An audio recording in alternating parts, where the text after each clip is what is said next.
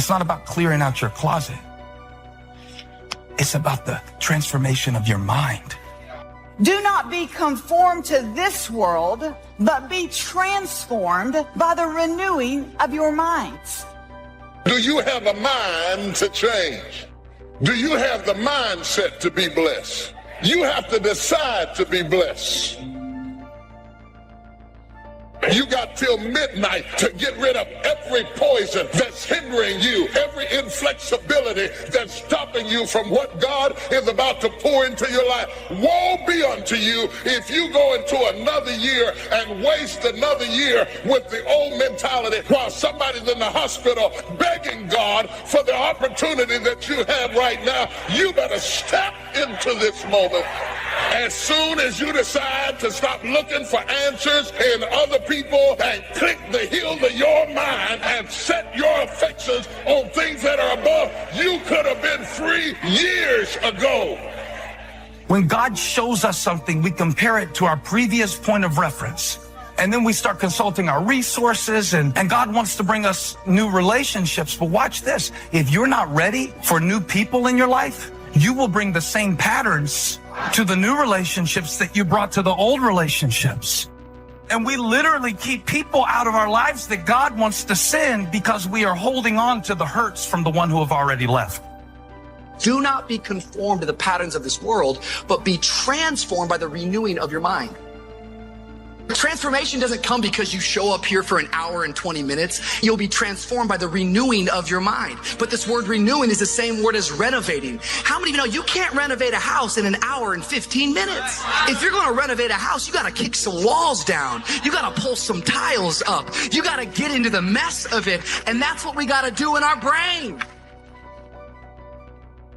A whole set of circumstances can bend you over. What your daddy did to you, what your mama didn't do for you, can bend you over and keep you an emotional cripple for a long time. There's some people here who's still spinning from things that's happened years ago, and you can't shake it. It's got you crippled and you can't straighten up. Every time you straighten up, you can only go so far.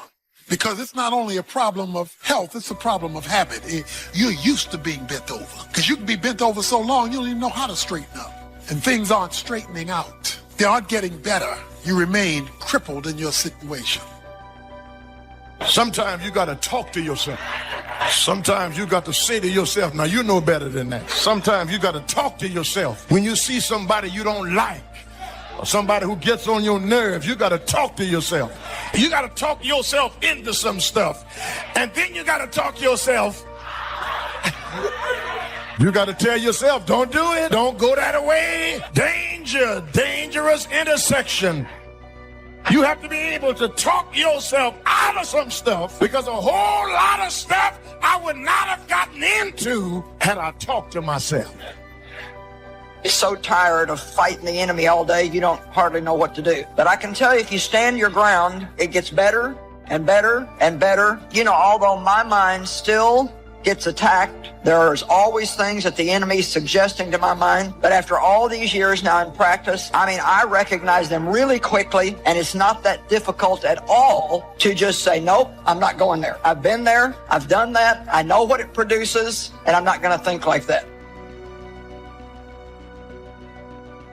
We've got a chance to grow like never before, but I'm telling you, there's going to be many enemies that's going to try to prevent us. Whatever threatens you, I'm asking you to threaten it back. Take care of your responsibility.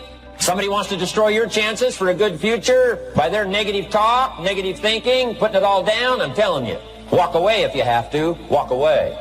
Whatever threatens you, threaten it back. Whatever threatens your opportunity, threaten it back. Now, some of our enemies are on the outside, but here's the most important thing to understand. Some of our enemies are on the inside. You got to do battle with your own indifference. And you've got to learn not only to nourish your values, you've got to learn to do battle with your enemies. See, many times when you make a commitment to do something, there are some other variables that will happen that you can't control or you perhaps did not think about. So you want to have some other plans going on. You want to become creative. See, most people don't keep their commitments because when something goes wrong, they just stop. They don't have a contingency plan. I don't know what to do. You do know what to do. You got genius in you. Challenge yourself. Push yourself. Make yourself come up with something. Use your imagination. And what you will find is that you know more than you realize that you know. That you're more creative and more resourceful than you realize that you are. First is going to be a struggle. And after you get into a certain level of consciousness, you will ask yourself, how is it that I didn't see this before? You have to decide that you're going to be in control and that you are going to do what you want to do. You are the machine and you can control the machine. Weakness doesn't get a vote. Sadness, no vote. Frustration, no vote. I don't even give my temper a vote. You have to learn how to shut your mind against strifeful thoughts. And as soon as they come, you need to say, this is going nowhere. I've been there, done that, and I'm going to change my mind, get in agreement with God, and let God take care of the situation. The next time that you're feeling weak or you're feeling lazy or you're feeling emotional, tell them you are declaring martial law on your mind. You're declaring mind control. And impose what you want on your brain and use that mind control to move your life where you want it to be. Next on my list to help you become the powerful variable is expertise. Wanting to excel in all of the skills and settling for nothing less than an outstanding performance. If you're willing to be the best in your field, if you're willing to demand of yourself excellence in skills, to be the best that you can possibly be. In the training, do the best you possibly can. In doing a workshop, do the best you possibly can. Developing the skills of using your personality, developing the skills of language, developing the skills of influence, developing the skills of organizing. If you're willing to be an expert in all of the skills, life has the way for you to invest those skills and not only make a handsome living, not only make a lot of money, but if you would so desire and if it would be your purpose, a chance to make your fortune. Expertise, excellence in skills. Here was the next one on my list, making a powerful contribution to you, the variable, and that is preparation. Well prepared. And preparation, of course, involves a whole lot of things. A big share of our life is preparing, getting ready. When we go to the first grade in school, we're just preparing for the second grade. After we've finished 2 grades, the 2 grades prepare us for number 3. Sometimes it seems like a long, excruciating time. And the time will just seem like it'll never come when we can finally have the performance that we really want. But it takes time to prepare. It takes time to get ready. And the decisions you make in the preparation time, those are the decisions that last for a lifetime. Preparing to have a good day. It's that preparing, maybe the night before, maybe the couple of days before the day that you're going to put everything together. The preparation for a meeting means that you've taken it serious. The preparation for doing a workshop means you're serious about the workshop. You want to make the best contribution. That kind of preparation is important. But here's preparation that's very vital, and that is to prepare yourself for success.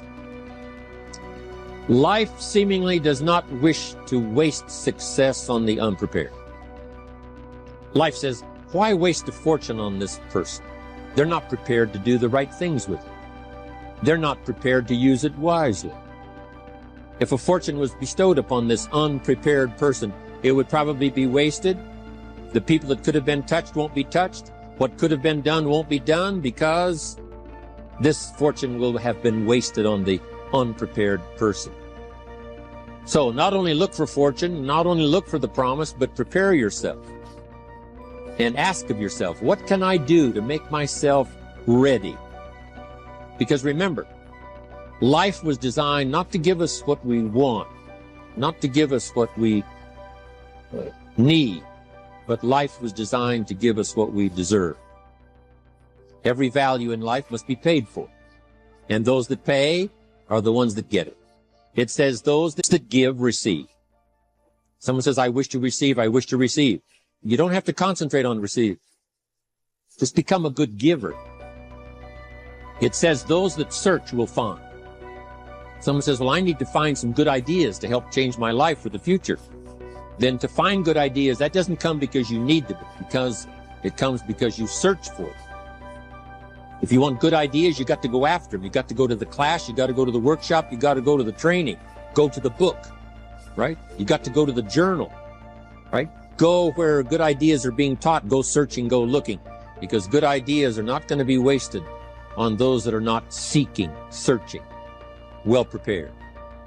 So, prepare yourself to be ready for fortune when it comes, to be ready for challenge when it comes, to be ready for opportunity when it comes. That kind of image is powerful. It helps to win the day. It attracts other people. People want to be around people that are in control, that are powerful, but they know how to use their power. Influential, but they know how to use their influence. That kind of image is important. But here's a very important image, and that is your image of yourself. The way you dress, the way you talk, the way you think, your capacity for learning, all of that is an important image that you have of yourself. The image that you have that if it needs to be learned, you could learn it. If there's a book that needs to be mastered, you could master it. If there's a skill that needs to be learned, why couldn't you get busy now and learn that skill? That kind of self-image, that I am continually trying my best to be the best I can. Because one of the most important places you have to look is into the future, yes. You got to look into the past, yes. You've got to look around, yes. But one of the most important places you have to look is in the mirror. You know, how I appear to other people, that's important. But how I appear to myself is the ultimate importance. That kind of image, to where you'll develop the self-confidence, you'll develop the self-reliance. Now here's another one in my rather short list. The next word is character. Becoming a person of high values, a person of principles, a person of honesty, a person that earns respect. That kind of character. It took character when Mark started to put the marketing system together. How can we have a system that will build in the integrity, that people will know that if this happens, then this will happen. And if this goes wrong, here's the way to fix it. Unless you have the principles and the character and the integrity to put together a viable plan for a wide variety of people, then the system is not going to last very long. And I've been around long enough, and I'm sure you have been around long enough to see a lot of systems that got started, but they failed. And the reason is because they were not constructed with integrity. They were not constructed with character. They were not constructed with doing the right thing. They might have been constructed to take advantage. You know, cash it out as quickly as possible and leave. So this is important, to develop the character within yourself, that people see you as honest, as fair, willing to do the right thing, willing to be helpful, but always willing to walk the center line, not to pass the line. The kind of integrity we have among each other, the kind of character we have to rely on each other, because here's what we cannot do. We cannot do this by ourselves. Mark's got to count on me. I've got to count on Mark. We've got to count on the president's team. The president's team has to count on the chairman's club for advice and counsel. We have to count on the millionaire team, the tabulator team, the world team. We've got to count on the distributor. We've got to count on the distributor giving the right message to the potential customer. We've got to count on the distributor giving wise counsel to the new recruit, teaching them the right way, the principled way, the character way. Vitally important. Building, developing your own character. See, that's how most people are spectators in life. You don't want to be a spectator. You want to get out in the field where the action is, and you will be amazed. After the struggle, there will be a calm period, and things will begin to click for you. Come out here with what you got. You don't have enough money? Don't worry about it. You got the dream. You got the idea. You don't have enough resources? Don't worry about it. You need some help? Don't worry about it. You get out here in the arena, someone will look at you and become inspired and say, hey, can I help you? But if you're sitting up on the bleachers, nobody's going to ask you anything. It's as if we're all a piece of carbon that can be a priceless diamond. But we all have the value going in, and all we have to do is cut and shape it. With what? An identity. What identity? Each human is born with 5 to 7 major talents. Do you know what your 5 to 7 are minimum? The ability to hold a scalpel steady is inborn. Tweezer dexterity is inborn. Finger dexterity is inborn. The ability to deal with words is inborn. Colors and shapes and spatial relations are inborn. They need to be brought out of the soil and watched and developed. What are yours? Sure, there are your hobbies, but you can earn money with them as well. And even if you don't, you want to spend more time doing what you love, your identity or your talent, strengths, and a positive label. Competence can make up for all 3. If you didn't have a winning family, if you've never felt worthy, and if you don't know what your identity is, you can still become a champion by competence. That's called self-efficacy. When you begin to do something and it gives you a feeling of control over the outcomes of little things, local competence creates global risk.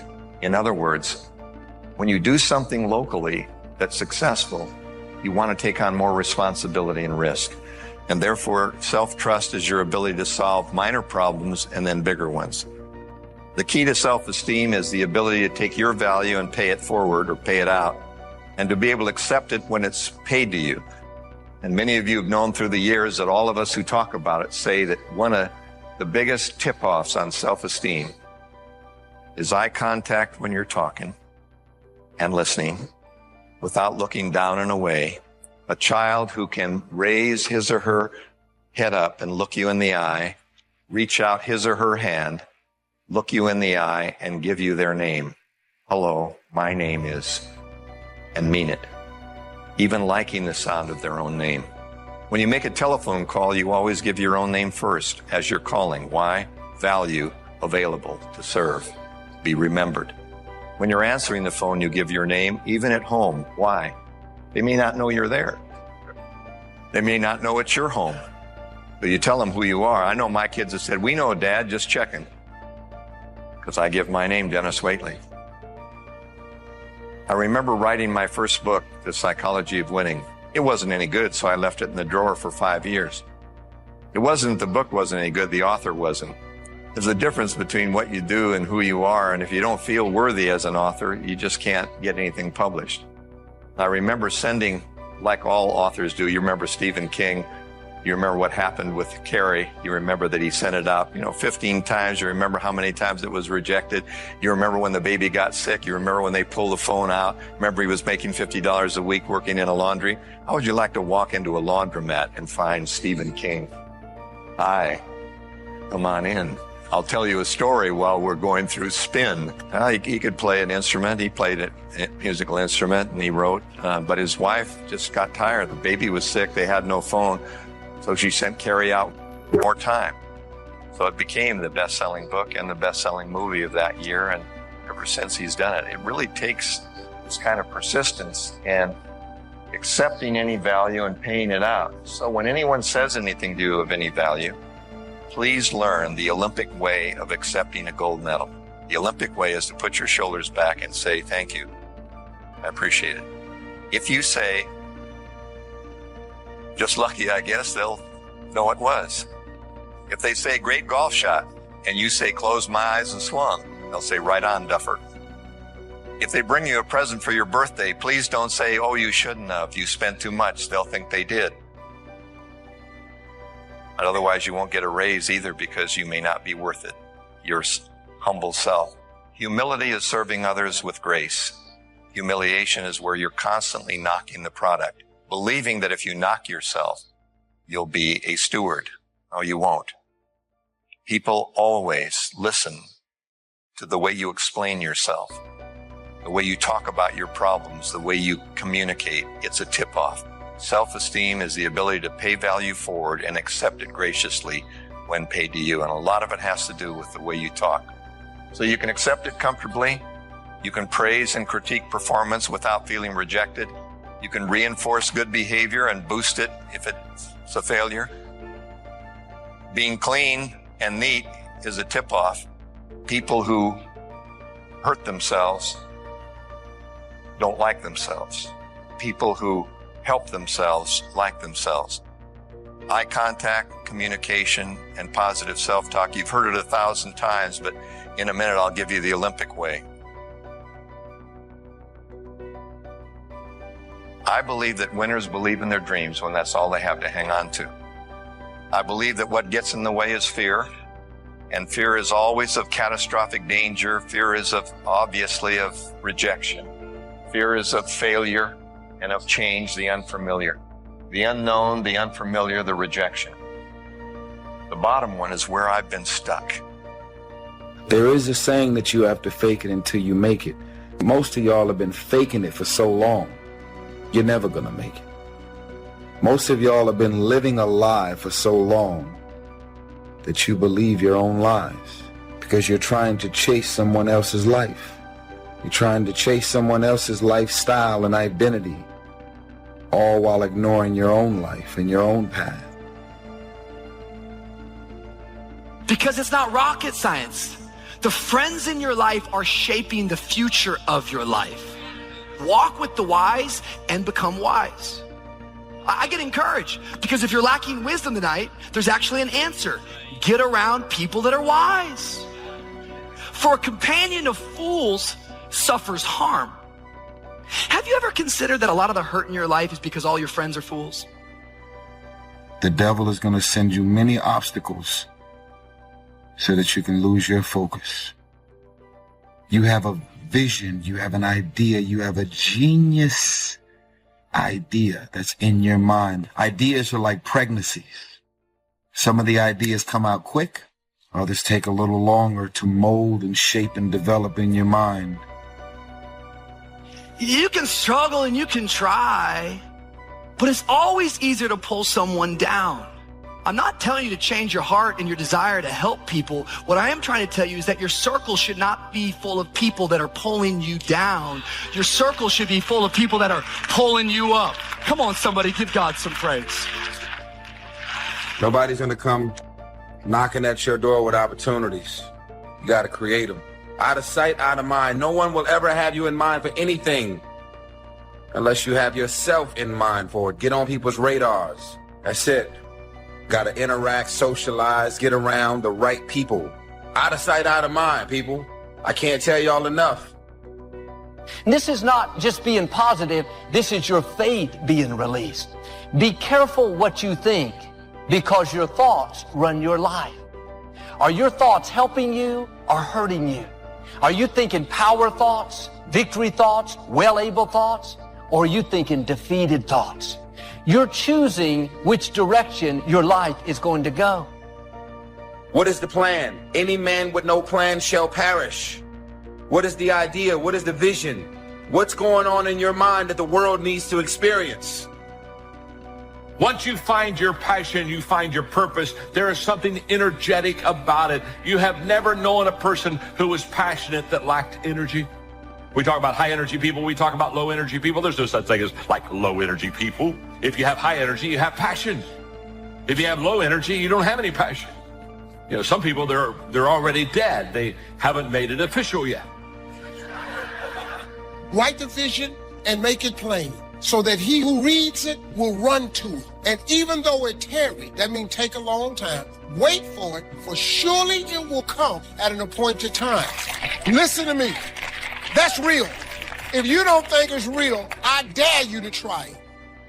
Write everything you want on a piece of paper. Everything. If you can think it, you can achieve it. Write it on a piece of paper. Read it every morning and every night. Come back here 1 year from today and see how much of that stuff then came true.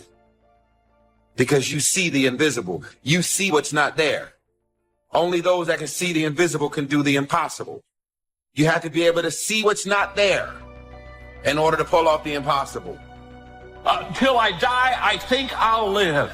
And I think I'll live because I have a passion for what I do. And I have a purpose for what I do. And I've found my purpose. And I've lost my purpose. And I've lost my purpose in you. Every time you put yourself into someone else, everything changes. The real reality is this.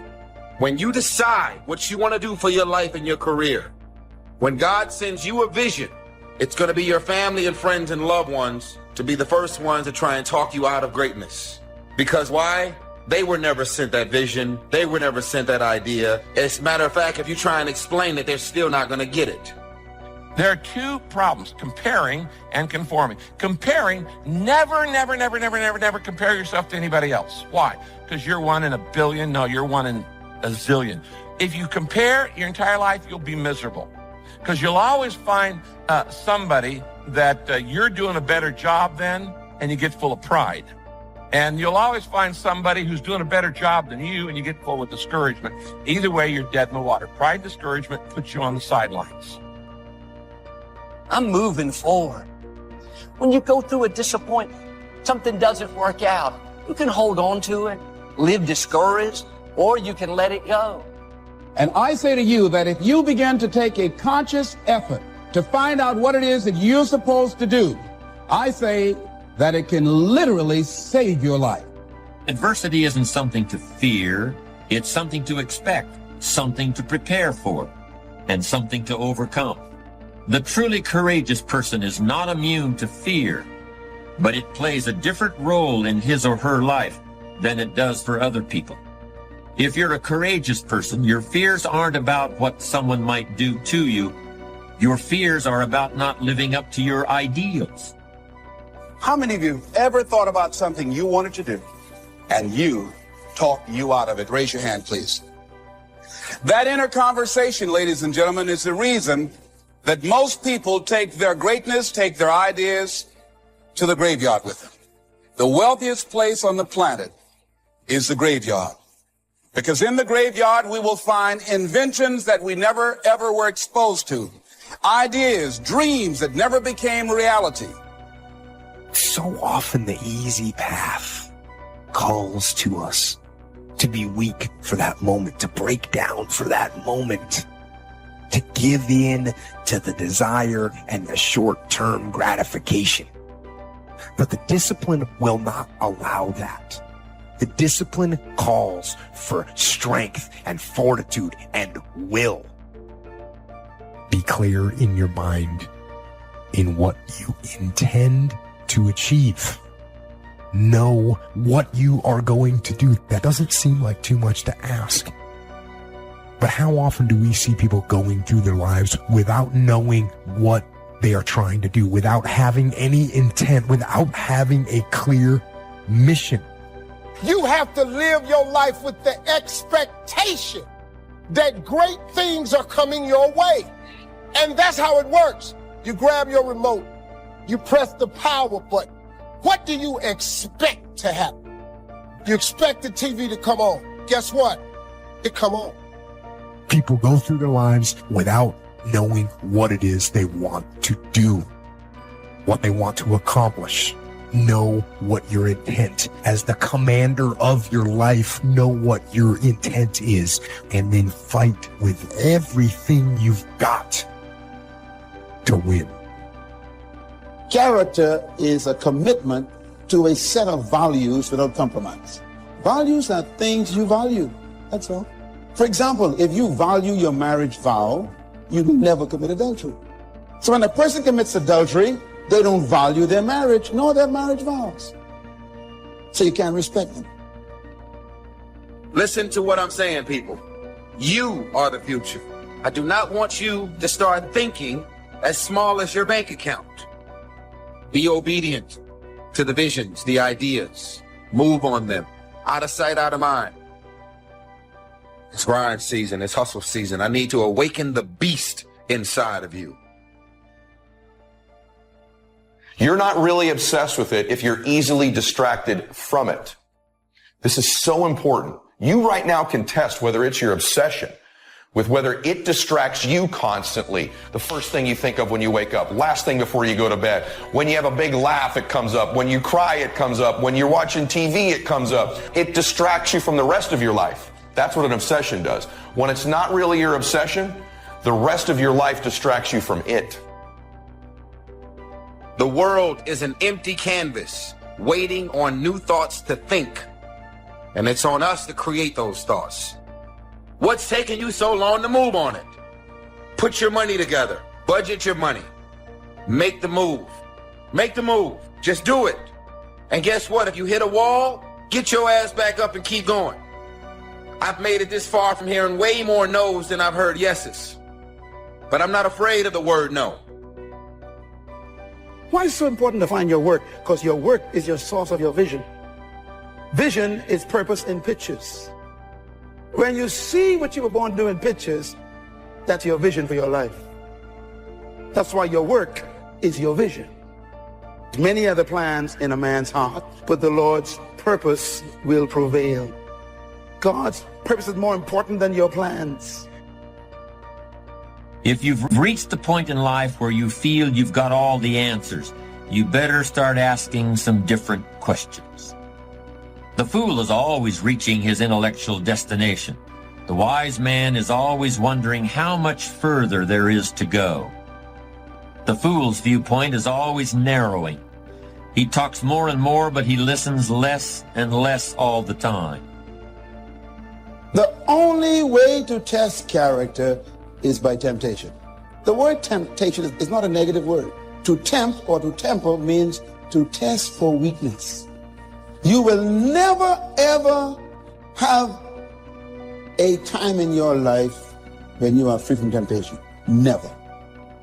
So get over it. Get used to it. Tempting will constantly be in your life to monitor your character. Self-esteem means confidence and satisfaction in oneself. Look at your life right now. Whatever you've done up to this point in time, your life is working. Whatever you have produced, it came out of you as a result of the kind of person that you have become. As a result of your choices, now you have to ask yourself, are you satisfied with what you have produced? Is this what you want? Would you like for things to be better than this? Hard-hearted about this, but I believe that if you reach a certain age, and if you really haven't achieved very much in your own terms, I don't think you can ascribe this to bad luck or a difficult childhood or any other external factor. I personally feel that your strength of character does come into question at that point. It takes character to achieve success in any form, whether it's in the business world or anywhere else. There are some people who just aren't interested in making a lot of money.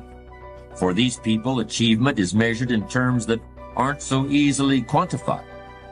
We try to protect ourselves from things we maybe not even need to protect ourselves from. Any person who takes glee in watching another person's pain will experience plenty of pain themselves.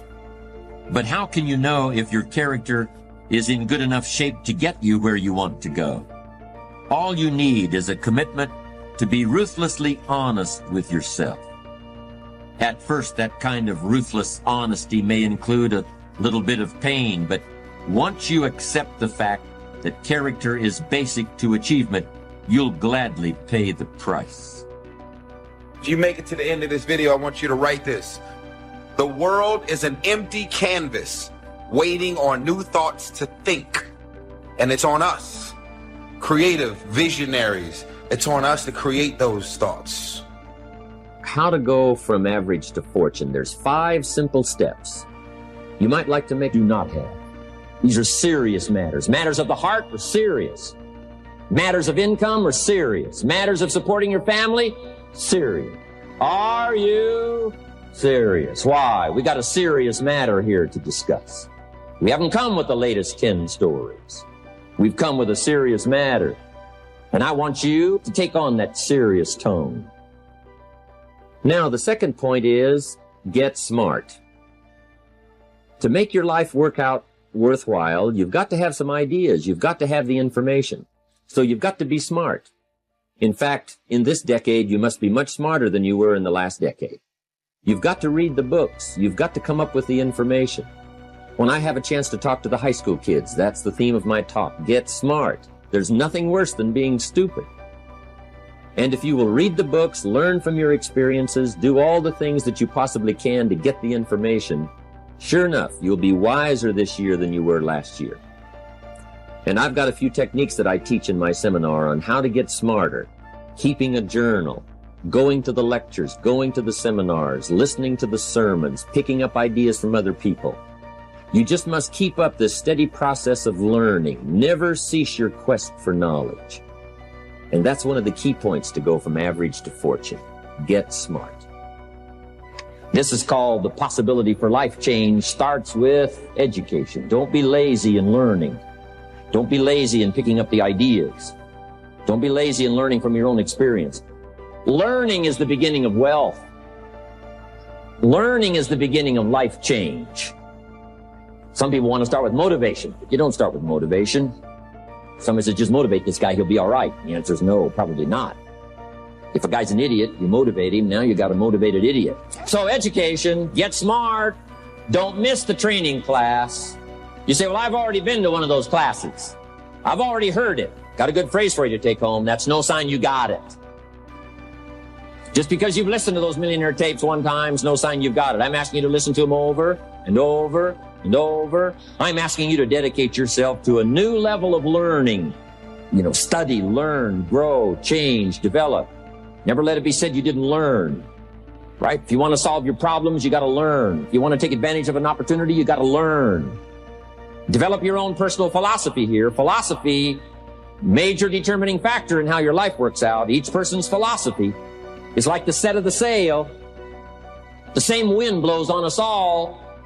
The difference in where we arrive at the end of the week, at the end of the month, at the end of the year is not the wind that blows. But what's going to make the major difference? Each person's personal philosophy that sets a better sail, sets a better sail. So don't ask for a more favorable wind. That's like wishing something that's not going to occur. Don't ask for better seed and soil. All you got's what's available. Don't curse what you got.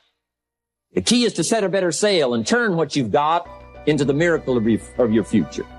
Don't wish it was easier. Wish you were better. Don't wish for less problems. Wish for more skills. That's the reason for coming here, spending a couple of days of intense effort, taking notes, rolling up your sleeves, going to work, commit yourself to learning so that you can get smarter for the days ahead.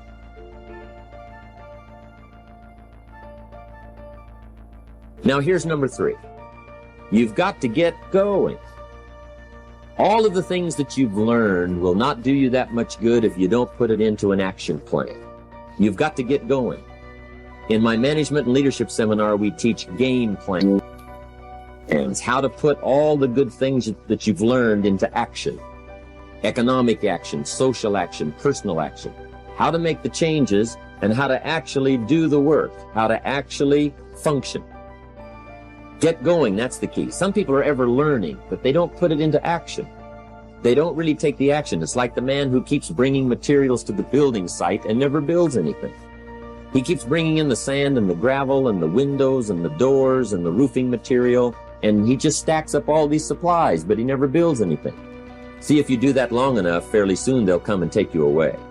You've got to do something with what you've learned. You've got to take action. You've got to get going. So that's one of the most important things to learn, how to design your days, how to design your weeks, how to design the months. So that today is get excited about committing an act that's positive, an act that's constructive, to make the changes in your life that you want made, and to go the direction that you want to go. So that's number 4, get excited. Get excited about your potential. Human capacity is usually never the problem. Little children can learn several languages. We can learn to do the most incredible things. All we need to do is take the time to do it. So it's not a matter of capacity. It's a matter of judgment. It's a matter of excitement. It's a matter of will. And it's a matter of wanting to bad enough. So it's pretty exciting to know that any day you wish, you can change your life. Any day you pick out, you can make major changes. It doesn't ever have to be the same again. And that's exciting. Knowing that intellectually and personally, you can actually do the things that will make major changes in your life. That's number 4. Excitement that runs deep is the excitement that really lasts for a lifetime, not surface excitement. I'll tell you what's really going to serve you well, and that's the excitement you feel inside that isn't even probably expressed on the outside, the excitement that runs deep, the excitement that stirs commitment, the excitement that stirs courage. Give me the chance, and I will get the job done. That kind of excitement.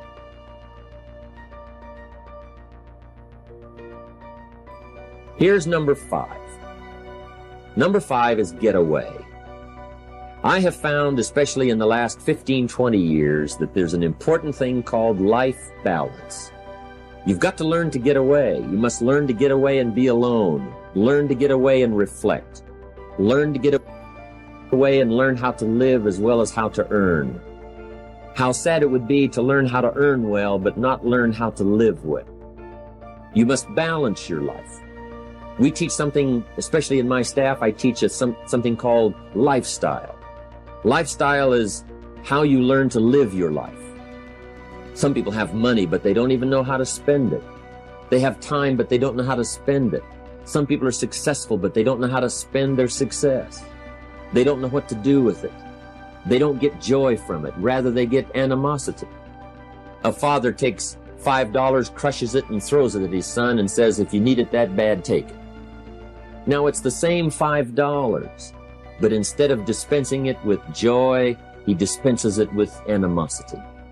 That's the difference in not knowing how to live. It's called lifestyle. Then you've got to take time to cultivate good friends. You've got to take time to be with your family. You've got to take time to be with the people who are important to you, designing your life in those respects. Get away. Take the time. Reflect on your life. Recharge your batteries. Do some growing away from your enterprise. Then when you come back to your enterprise, after you have taken this time to balance your life, you will find that on the job, working on your enterprise, things will really go much better. So those are the 5 simple steps to go from average to fortune.